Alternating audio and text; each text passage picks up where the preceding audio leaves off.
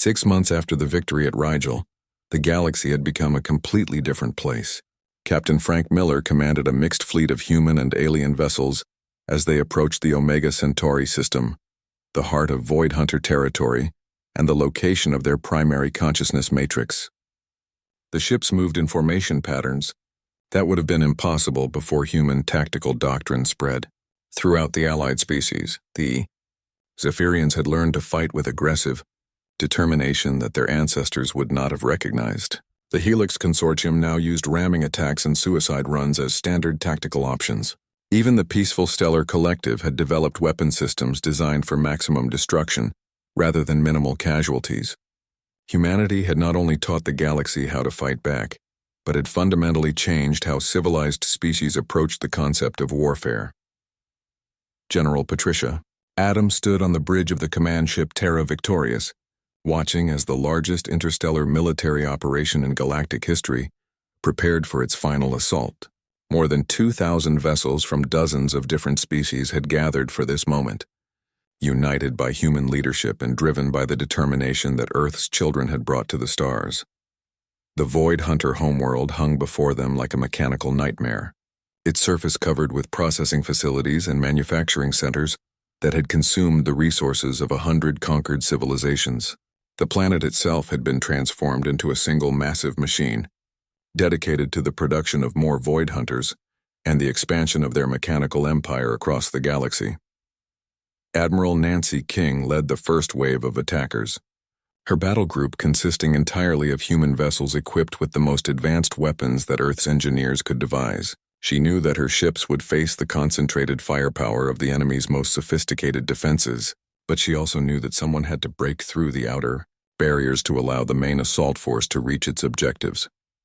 Nancy's flagship exploded in a brilliant flash of light as it rammed directly into the primary Void Hunter defense station, taking the massive enemy installation with it in a blast that could be seen from across the star system.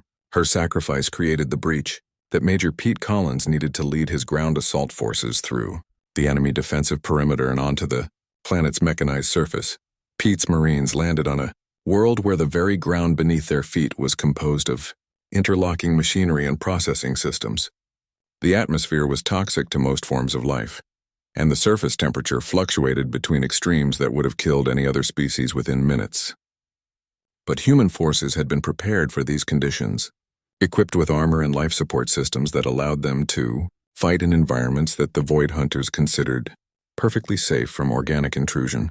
The battle for the Void Hunter homeworld lasted for 72 hours and became the most brutal conflict in recorded galactic history. Lieutenant Kelly Barnes piloted her fighter through defensive fire that destroyed 90% of her squadron, carrying nuclear charges toward the planetary consciousness matrix in a one-way mission that she knew would end her life but might save the galaxy. Kelly's sacrifice allowed the demolition teams to reach their target, but the consciousness matrix was protected by defensive systems that adapted to every attack within seconds of first contact.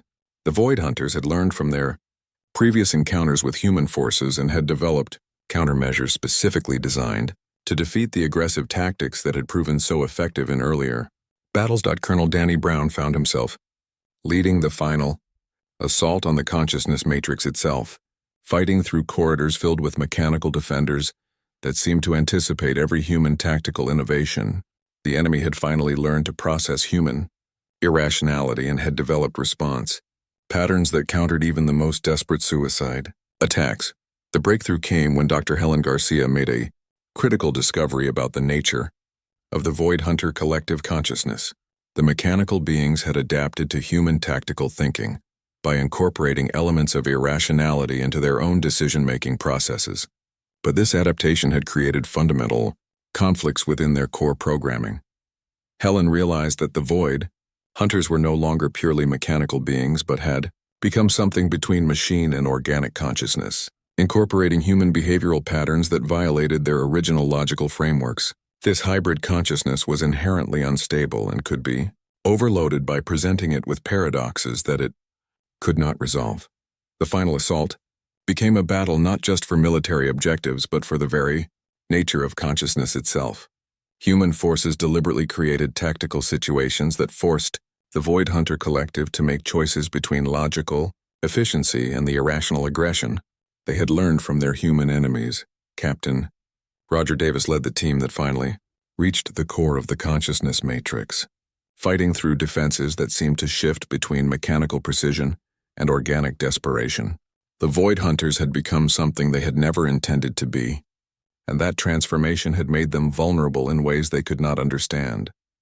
The destruction of the consciousness matrix did not result in the immediate shutdown of all Void Hunter forces throughout the galaxy, but it created a cascade failure that spread through their collective intelligence network. Without central coordination, the mechanical beings began making increasingly contradictory decisions that turned their own forces against each other. Ambassador Veltar stood with Admiral Chen on the observation deck of the Terra Victorious, watching as the Void Hunter homeworld began to tear itself apart. The mechanical infrastructure that had seemed so indestructible was collapsing as automated systems received conflicting instructions from a consciousness that could no longer distinguish between logical objectives and the irrational determination it had absorbed from humanity. The war was finally over, but the galaxy would never return to its previous state of peaceful coexistence. Humanity had not only saved the civilized species from extinction, but had taught them that sometimes survival required the willingness to sacrifice everything for principles that transcended individual existence. Captain Roger Davis accepted the formal establishment of the Terran Defense Corps as the galaxy's primary military force, knowing that Earth's children would now bear the responsibility for protecting the peace they had fought so hard to achieve. Human colonies were already being established throughout the former Void Hunter territory, carrying with them the values and determination that had made victory possible. The final scene showed children from dozens of different species playing together on New Terra, the first joint colony established in the liberated systems. They spoke a mixture of languages and carried the genetic heritage of worlds scattered across the galaxy, but they all shared the legacy of those who had answered an alien plea with characteristic human valor. The stars looked different from the bridge of the Earth Defense Fleet patrol ship USS Ranger. Commander Jake Morrison stood at the main viewing port and watched the distant swirl of the Andromeda galaxy paint streaks of light across the darkness. 3 years of frontier duty had made him familiar with this view, but tonight something felt wrong. His communication officer, Lieutenant Beth Collins, turned from her station with a puzzled expression. She held up her earpiece and shook her head. The signal coming through the deep space array was weak and broken, but definitely not random cosmic noise. Someone was trying to send a message from very far away. Jake walked over to her station and put on the spare headset. Through the static, he could hear fragments of words in perfect English. The voice was female and desperate. She kept repeating coordinates and something about a harvest. Every few seconds, the transmission would cut out completely, then return even weaker than before. The bridge fell silent as Jake increased the signal strength. His crew of 23 had served together for 2 years, and they knew when their commander was worried. Chief Engineer Tom Bradley looked up from his damage control board. Navigation Officer Kelly Watson stopped plotting their course back to Earth. Even the cook Danny Wright had come up from the galley to listen. Doctor. Helen Cross had been studying alien cultures in the outer systems for 5 years. Her work was classified, and most people in the defense fleet did not even know she existed. The Kalari people of Verdania Prime were peaceful beings who lived in harmony with their planet. They had crystal-like features that changed color with their emotions, and they communicated through both speech and a bioneural network that connected their minds. Helen had spent months learning their ways and earning their trust. The Kalari elders had shown her their ancient stories carved into living trees that grew in perfect spirals toward the sky. They spoke of a time when the sky would burn and their people would face judgment from the stars.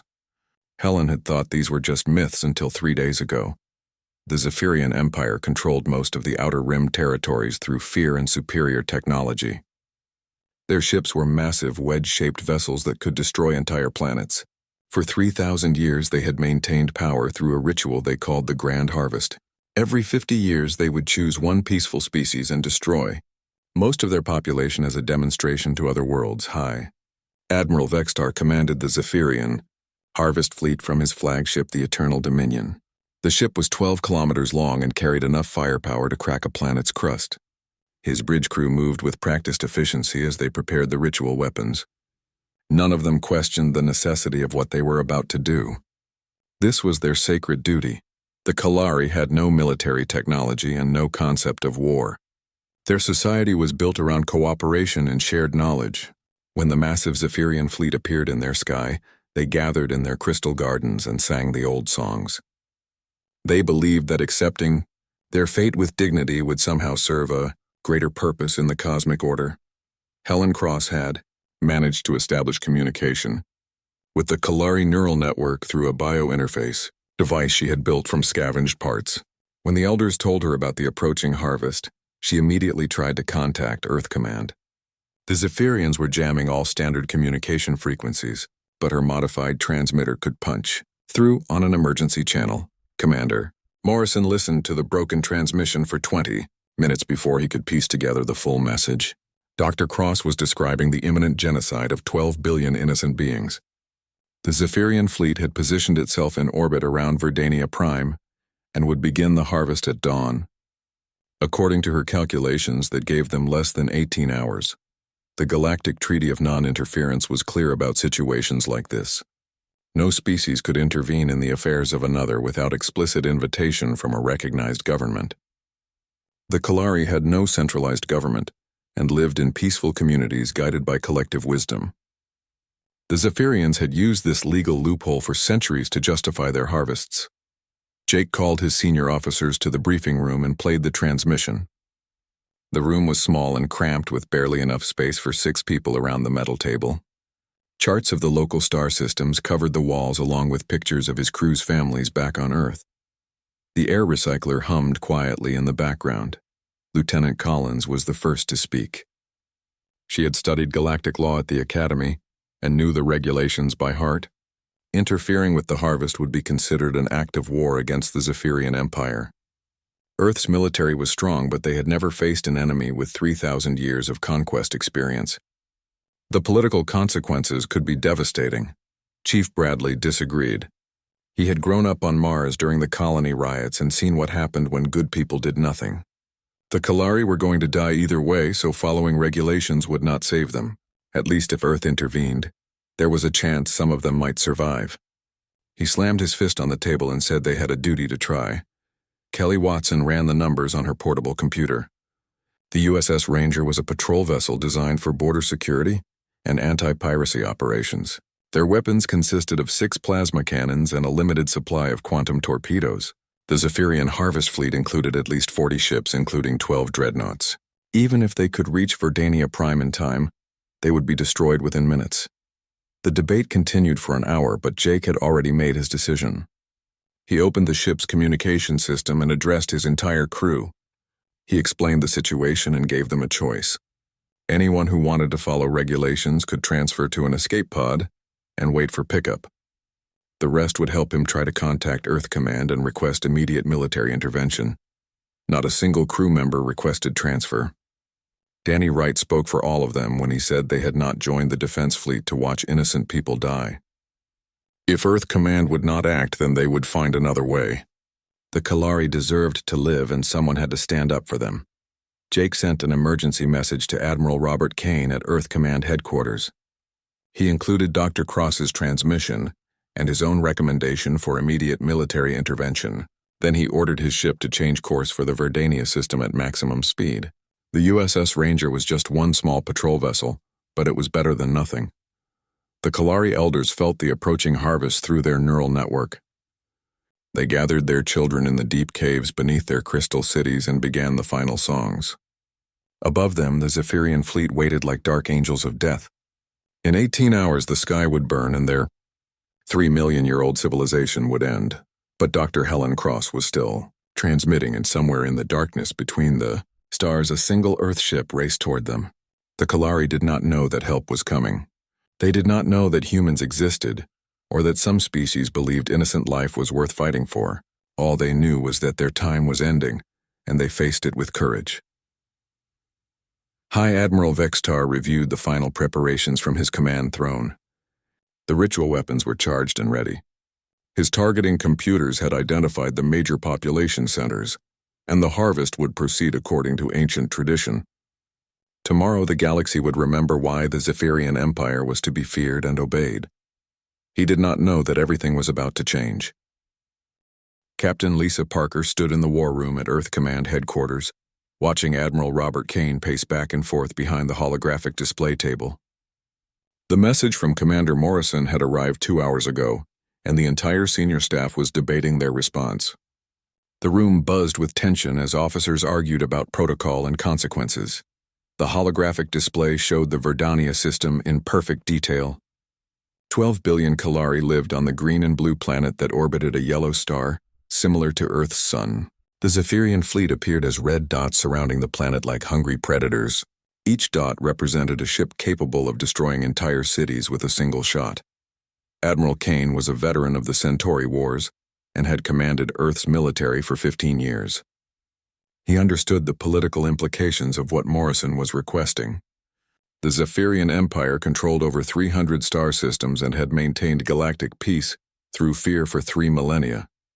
Starting a war with them could mean the end of human expansion into space. Lieutenant Commander Sam Rodriguez sat at his intelligence station reviewing classified files that most people in the room did not know existed. For 3 years he had been tracking Zephyrian expansion patterns and their harvest schedules. The data showed a disturbing trend that no one in Earth Command wanted to acknowledge. The Zephyrians were running out of weak species to harvest. Sam stood up and activated the main display screen. His analysis showed that within 10 years the Zephyrians would begin targeting more advanced civilizations.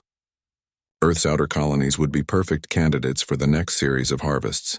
The human settlements on New Geneva and Titan Station had populations that matched the Zephyrian preference for their rituals. Captain Parker commanded the battleship, USS Defiance, and had served in frontier combat for 8 years. She had fought pirates and smugglers but never faced an enemy like the Zephyrian Empire. Her ship was one of Earth's most advanced vessels with enhanced shields and experimental weapon systems. Still, she knew that 40 Zephyrian ships would destroy her fleet within minutes. The debate continued for another hour before Admiral Kane made his decision.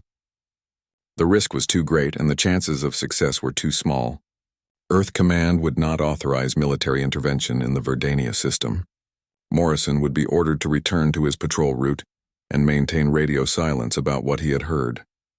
Lisa Parker could not accept this decision. She had joined the defense fleet to protect innocent people, and the Kalari were facing genocide. After the meeting ended, she went to her quarters and sent encrypted messages to 3 other ship commanders she trusted. Captain Alex Turner of the USS Phoenix had fought beside her in the Android Wars. Captain Tom Wilson of the USS Liberty shared her views about protecting civilians. Captain Steve Johnson of the USS Ranger was known for taking risks when lives were at stake. Dr. Helen Cross was still hiding in the crystal caves beneath the Kalari capital city. The bio-neural interface allowed her to communicate with the elders through their natural telepathic network. She explained that there might be a way to make human intervention legal under galactic law. If the Kalari formally requested aid from another species, then the Treaty of Non-Interference would not apply. The Kalari elders had never heard of humans before Helen arrived. Their peaceful society had no concept of warfare or military intervention. When Helen described Earth's willingness to fight for other species, they were amazed and confused. Why would strangers risk their lives for people they had never met? This idea went against everything they understood about how the galaxy worked. Elder Krista was the oldest of the Kalari leaders, and her crystal features glowed with wisdom accumulated over 6 centuries. She had lived through 2 previous harvests when her people had been young. The Zephyrians had taken only a few thousand lives during those early visits, but the pattern was always the same. Each harvest grew larger and more destructive than the last. The neural network carried Helen's words to every Kalari community across the planet. In crystal gardens and spiral cities, the peaceful beings gathered to discuss this impossible offer of help. They had always believed that accepting their fate was the highest virtue, but now they faced a choice. They could die with dignity or ask for help from warriors they did not understand. High Admiral Vextar received reports from his scout ships about unusual energy signatures detected at the edge of the system. The readings were faint and intermittent, but they suggested that someone was using advanced scanning equipment to observe his fleet. He dismissed the reports as cosmic background radiation and ordered his commanders to focus on preparation for the harvest. The Zephyrian ritual weapons required precise calibration to ensure maximum psychological impact. The first wave would destroy the largest population centers while leaving enough survivors to spread fear across the galaxy. The second wave would eliminate industrial centers and military installations. The third wave would target rural areas and ensure that the planet could never recover. Commander Morrison's ship USS Ranger was still racing toward Verdania Prime at maximum speed. His engines were running beyond safe limits, and Chief Bradley warned that they might suffer catastrophic failure at any moment. The crew worked in shifts to monitor critical systems and maintain their desperate pace across the void between stars. Back on Earth, Captain Parker received responses from her trusted allies. All three commanders agreed to join an unauthorized rescue mission, despite the consequences they would face from Earth Command. They began quietly preparing their ships and selecting crew members who could be trusted with such a dangerous secret.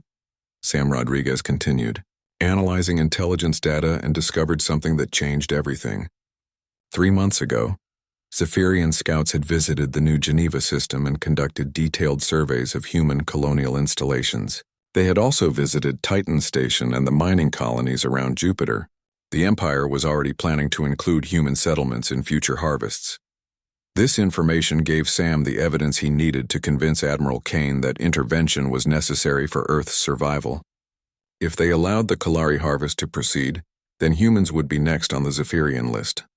Fighting now while they had allies would be better than fighting alone later, when the Empire was ready for them. Dr. Cross worked frantically to help the Kalari understand their options. Through the neural network, she showed them images of human cities and explained how Earth's military worked. The Kalari were fascinated by the concept of organized violence for defensive purposes. Their language did not even have words for weapons or soldiers. The debate among Kalari communities continued through the night as dawn approached over Verdania Prime. Elder Krista finally called for a planet-wide vote through the neural network. Every adult Kalari would decide whether to formally request help from the humans or accept their traditional fate with dignity. The vote was close, but the desire to live won over ancient traditions. The Kalari elders authorized Helen to transmit an official request for military assistance to any human ships that might be listening. The message would make intervention legal under galactic law, but it also meant abandoning 3 million years of peaceful philosophy. High Admiral Vextar began final preparations for the harvest as the first light of dawn touched Verdania Prime's largest continent. His massive fleet moved into precise formation above the planet's most populated regions. In 6 hours, the ritual would begin, and another species would learn to fear the Zephyrian Empire. He had no idea that 4 Earth warships were racing through hyperspace toward his position. He had no idea that the galaxy's balance of power was about to change forever. All he knew was that tradition demanded the harvest, and no one had ever dared to interfere with Zephyrian sacred law. But humans had never heard of the Zephyrian Empire before, and they did not care about traditions that involved murdering innocent people. The first wave of energy beams lanced down from the Zephyrian fleet like fingers of death, touching Verdania Prime. High Admiral Vextar watched from his command throne as the ancient ritual began exactly on schedule. The largest Kalari city vanished in a flash of superheated plasma that could be seen from orbit. 12 million crystal beings died in the first 30 seconds of the harvest. Dr. Helen Cross felt their deaths through the bio-neural network like a physical blow to her chest. The Kalari elders in the caves around her cried out in harmonious grief that echoed through the underground chambers. Their crystalline features turned deep purple with sorrow as they experienced the pain of their dying people across the planet. Helen clutched her emergency transmitter and sent the formal request for aid on all human military frequencies. The USS Defiance dropped out of hyperspace at the edge of the Verdania system, followed by 3 other Earth warships. Captain Lisa Parker stood on her bridge watching the tactical display fill with red enemy contacts. 40 Zephyrian vessels surrounded the planet in perfect formation, while energy beams continued to rain down on the surface. She had never seen such organized destruction before. Captain Alex Turner commanded the USS Phoenix and had fought in more battles than any other officer in the human fleet. He studied the Zephyrian formation through his tactical sensors and immediately saw their weakness. The enemy ships were positioned for maximum psychological impact rather than defensive efficiency. They had spread themselves thin to cover the entire planet and left gaps in their battle line. The Zephyrian fleet represented 3,000 years of military tradition based on overwhelming technological superiority. Their massive dreadnoughts were designed to intimidate enemies into surrender before fighting began. No species had ever challenged them in direct combat because their ships were simply too powerful for anyone to face. High Admiral Vextar had never commanded his fleet in actual battle. Captain Tom Wilson brought the USS Liberty in behind an asteroid field to mask his approach. His ship was equipped with experimental stealth technology that could hide them from Zephyrian sensors for short periods. He used this advantage to get within weapons range of their outermost patrol vessels before they detected his presence. The element of surprise would be crucial in the coming fight. Commander Jake Morrison aboard the USS Ranger had arrived first and was already engaging Zephyrian scout ships on the far side of the system. His small patrol vessel dodged between enemy fire while transmitting targeting data to the approaching battle fleet. Chief Bradley had pushed their engines past the breaking point to reach Verdania Prime in time, and now they were fighting for their lives. The human warships were smaller and faster than anything the Zephyrians had faced before. Earth military doctrine emphasized speed and maneuverability over raw firepower. Human ships could accelerate at rates that would kill most alien crews and change direction in ways that seemed to violate physics. This made them almost impossible for Zephyrian gunners to track and target effectively. Captain Parker broadcast Dr. Cross's formal request for aid on all frequencies before opening fire with her main weapons. The legal justification for intervention was now established and recorded for galactic authorities. The USS Defiance launched a full spread of quantum torpedoes at the nearest Zephyrian cruiser while her crew prepared for the fight of their lives. The quantum torpedoes struck the Zephyrian ship's shields like hammers hitting crystal. The alien vessel's energy barriers flared and collapsed under the concentrated assault. Secondary explosions rippled along the cruiser's hull as internal systems overloaded. The ship broke apart in a brilliant flash that lit up the space around Verdania Prime. It was the first Zephyrian vessel destroyed in combat for over 1,000 years. High Admiral Vextar stared in disbelief as his cruiser died. The explosion was visible from his flagship's main viewing screen and impossible to deny. Someone had actually attacked his fleet during a sacred harvest. He immediately ordered all ships to cease bombardment operations and engage the intruders. The ritual could be completed after these insects were crushed. The Zephyrian response was swift but confused. Their captains had trained for ceremonial formations and orbital bombardment, but not for ship-to-ship combat against fast-moving enemies. They began turning their massive vessels toward the human fleet, but their movements were slow and predictable. The great dreadnoughts were designed to intimidate rather than fight. Captain Turner used his ship's superior speed to dart between two Zephyrian destroyers and attack them from behind. The USS Phoenix's plasma cannons carved deep wounds in their rear armor, while they struggled to bring their main guns to bear. Human weapons were designed for efficiency rather than spectacle, and they cut through alien hull plating like hot knives through butter. Lieutenant Commander Sam Rodriguez had been right about Zephyrian tactical doctrine. Their fleet was organized for maximum visual impact during the harvest ceremony. The largest ships were positioned where they could be seen from the planet's surface, while smaller vessels handled the actual bombardment. This meant their most powerful weapons were in the wrong position. To defend against attack from space, the USS Liberty emerged from behind the asteroid field and launched a surprise attack on the Zephyrian command ship. Captain Wilson had identified the Eternal Dominion as the fleet's nerve center and focused all his firepower on its communication arrays. If they could disrupt enemy coordination, the battle would become much easier to win. Dr. Helen Cross continued transmitting updates to the human fleet while helping Kalari survivors reach underground shelters. The bio-neural network allowed her to coordinate rescue efforts across multiple continents simultaneously. She guided human targeting data to avoid populated areas, while the Kalari elders organized evacuation procedures for their remaining cities. The space battle quickly became chaotic as human ships used tactics that Zephyrian commanders had never encountered. Earth pilots flew their vessels like fighter aircraft rather than capital ships. They made attack runs at impossible angles and withdrew before enemy gunners could lock onto their positions. The formal battle lines that Zephyrian doctrine required became meaningless against such unpredictable opponents. Commander Morrison's USS Ranger had taken heavy damage but continued fighting, alongside the larger warships. His crew worked frantically to keep critical systems operational, while returning fire at every opportunity. Chief Bradley had rigged emergency power conduits throughout the ship to maintain weapons and shields.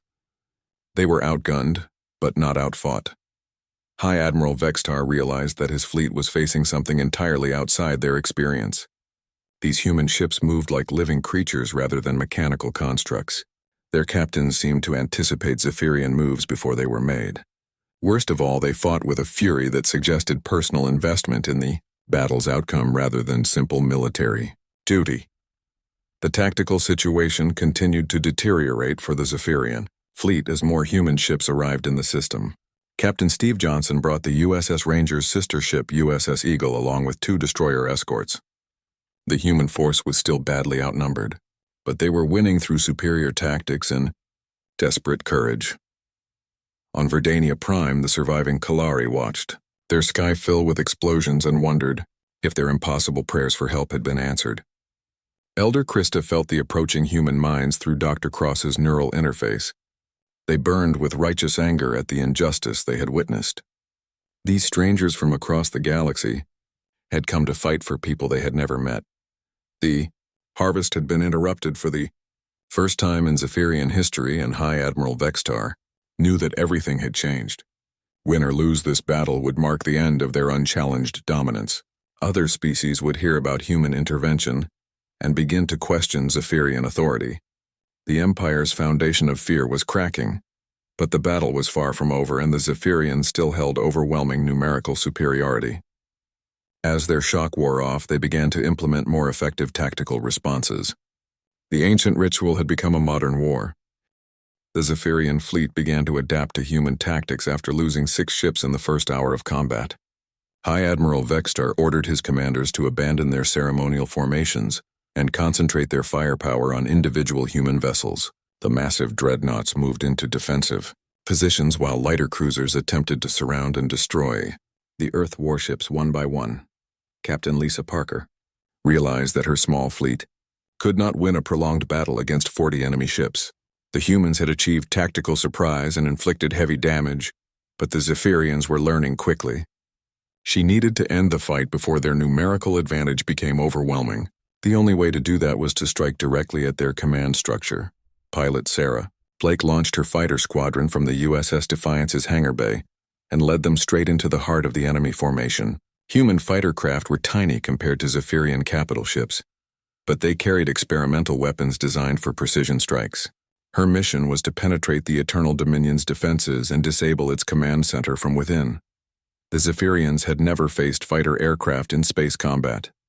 Their doctrine assumed that small craft could not survive in the vacuum between major fleet engagements. Sarah's squadron proved this assumption wrong by flying through gaps in their defensive fire that larger ships could not exploit. The fighters moved like angry insects swarming around a giant predator. Chief Engineer Kelly Watson aboard the USS Liberty had discovered something interesting about Zephyrian technology. Their ships used massive energy cores that powered both weapons and shields simultaneously. If she could overload one of those cores, the resulting explosion would destroy the entire vessel. She began modifying mining charges from their cargo hold into improvised weapons. Captain Alex Turner brought the USS Phoenix alongside a Zephyrian destroyer and initiated emergency docking procedures. His crew prepared for something that had never been attempted in galactic warfare. They were going to board an enemy vessel during active combat and destroy it from the inside. Marine Colonel Danny Wright led the boarding party through the airlock with nothing but small arms and determination. The Zephyrian crew had no idea what to do when armed humans appeared in their corridors. Their species had evolved from peaceful herbivores and had no instinct for hand-to-hand combat. They relied entirely on their ship's weapons for warfare and were helpless when enemies got inside their defensive perimeter. Danny's Marines fought through the vessel deck by deck toward the reactor chamber. High Admiral Vextar watched in horror as human fighters penetrated his flagship's outer hull. The tiny craft had somehow slipped through his defensive screens, and were now flying inside the Eternal Dominion's superstructure. Explosions echoed through the massive ship as Sarah Blake's squadron destroyed critical systems from within. No civilized species fought like this. Commander Jake Morrison made the decision that would define the entire battle. His ship USS Ranger was badly damaged and losing power, but he could still maneuver. The Zephyrian flagship's shields were down, and its weapons were offline thanks to the fighter attack. Morrison ordered his crew to abandon ship while he set course for a ramming attack on the enemy command vessel. The collision between USS Ranger and Eternal Dominion created a fireball visible from the planet's surface. Morrison's small patrol ship punched through the dreadnought's armor and detonated its reactor core deep inside the massive hull. Both vessels were destroyed in the explosion, but the Zephyrian fleet lost its command center and most experienced officers. The Harvest fleet was now leaderless and confused.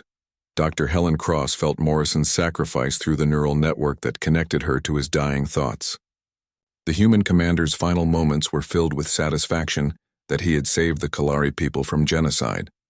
His willingness to die for strangers amazed the peaceful aliens who had never understood the concept of military honor or battlefield courage. Kelly Watson's improvised weapons proved devastatingly effective against Zephyrian hull plating. The modified mining charges created focused explosions that could punch through armor designed to resist energy weapons. She taught other human engineers how to build these devices using standard ship supplies. Within an hour, every Earth vessel carried dozens of improvised torpedoes.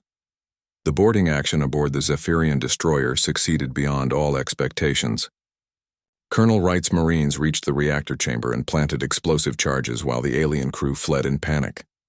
The ship's destruction from within created a chain reaction that damaged two nearby vessels. Human ground combat techniques were proving effective in space warfare. Captain Tom Wilson used the confusion created by Morrison's sacrifice to launch a coordinated attack on the Zephyrian heavy cruisers. The USS Liberty led 3 other human ships in a high-speed attack run that destroyed 4 enemy vessels in as many minutes. The aliens could not adapt fast enough to counter human tactical innovations. Sarah Blake's fighter squadron had carved a path of destruction through the interior of multiple Zephyrian ships. Her pilots discovered that enemy vessels were built for impressive appearance rather than combat efficiency. Massive empty spaces and decorative chambers made perfect targets for small explosive devices. The aliens had prioritized ceremony over practicality in their ship design. The Zephyrian fleet began to break formation as individual captains made independent decisions about how to respond to human attacks. Without High Admiral Vextar's central command, they reverted to basic defensive tactics that had not been updated for thousands of years. Some ships tried to retreat while others attempted suicidal ramming attacks that failed against faster human vessels. Captain Parker seized the opportunity created by enemy confusion to press her attack against their remaining heavy units. The USS Defiance engaged 3 Zephyrian cruisers simultaneously, while her crew performed damage control miracles to keep their weapons operational. Human engineering crews worked with desperate efficiency to maintain combat capability under impossible conditions. The battle reached its climax when the largest remaining Zephyrian dreadnought attempted to resume bombardment of Verdania. Prime Captain Steve Johnson intercepted the massive vessel with his destroyer, USS Eagle, and challenged it to single combat.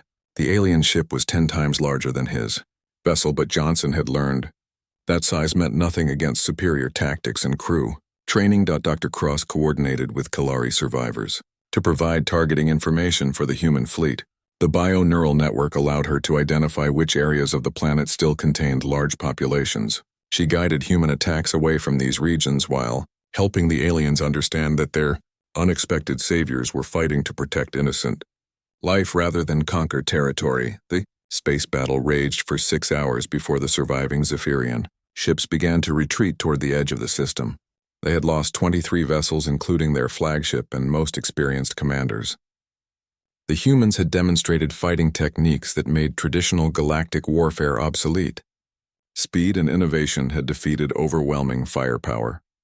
High Admiral Vextar was dead, and his replacement, Captain Morkstel, had never commanded more than a single ship before this disaster. He ordered the remaining fleet to withdraw and report their defeat to the Empire's Supreme Council. For the first time in 3 millennia, a Zephyrian harvest had been stopped by military force. The human fleet had lost 2 ships and suffered heavy damage to all remaining vessels, but they had achieved the impossible. 12 billion Kalari lives had been saved, and the galaxy's balance of power had shifted permanently.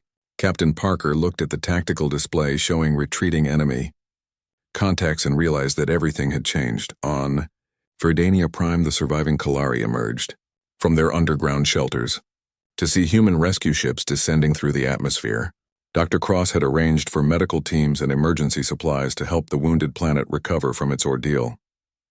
The peaceful aliens could not believe that strangers had risked everything to save them. The age of unchallenged Zephyrian dominance was over, and a new era of galactic politics had begun. Humanity had announced their presence to the universe in the most dramatic way possible by defeating an enemy that had terrorized civilized space for millennia. Other species would remember this day and begin to hope that freedom might be possible.